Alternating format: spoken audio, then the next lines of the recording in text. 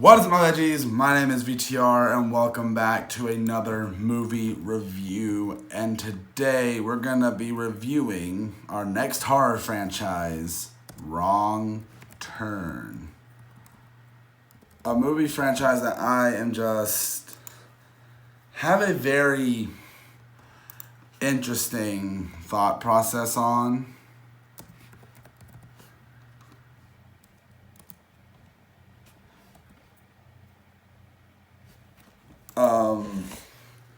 But is still a film that I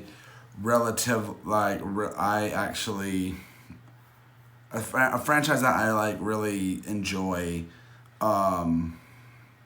even with the bad movies. But today we're looking at the first one, so from 2003, Wrong Turn. Going into this one, I had very low expectations for this movie. I had very, very low expectations, but I still enjoyed this movie. I think it is a solid slasher. I do not like a lot of the characters, but seeing some of, there's not really much to really like about most of these characters, but getting to see them killed is kind of satisfying. This movie's not as gory or as crazy as some as the later films get, but I do like what they were doing with this film. The gore effects that we do see are pretty nice, but the plot is pretty predictable, especially after watching all those Texas Chainsaw Massacre movies. But also, you gotta learn with horror movies and the plots. You kind of, even though they're predictable, you gotta kind of just turn your brain off to them, especially with a slasher. But this is a movie that I really do have a soft spot for. I don't necessarily say it's good, but I definitely would not say it's bad.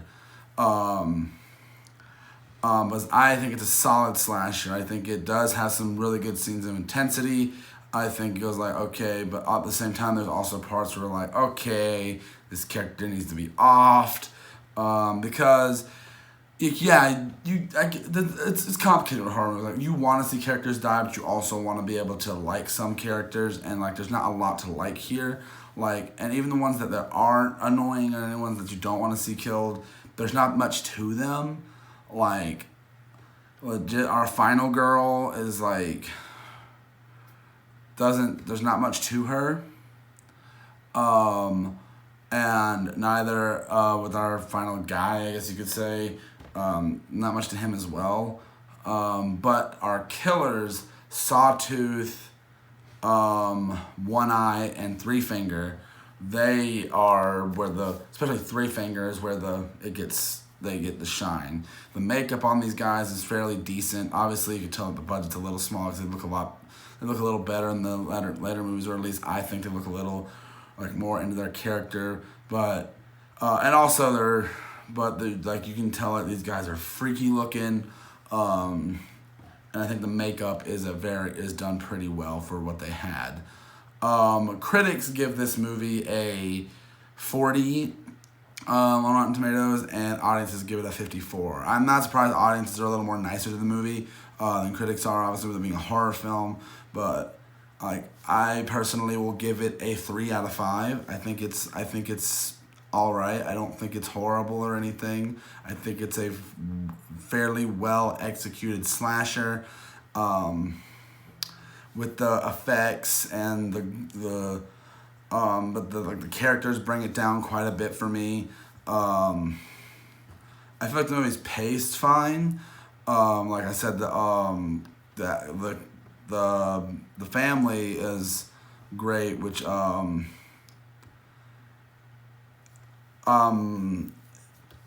do enjoy this film. I do not think it's a bad film. I wouldn't say. I think it's just a decent slasher. I think it's handled well, but I gotta say one thing. What is up with the horror movie? After watching the entire Texas Chainsaw Massacre franchise and watching this, what is up with with horror movies making the South seem or really bad. I don't get it. I really don't. I lived in the South my whole life. I don't get it. It's baffling to me, to be honest. But what do you guys think of the first wrong turn? Do you like it? Do you think it's bad? Do you think it's good? I'd love to know your thoughts down in the comments. Let me know down there. We'll be tackling into the second one pretty soon. And I hope you guys enjoyed this review nonetheless. I will see you guys in the next video. Bye!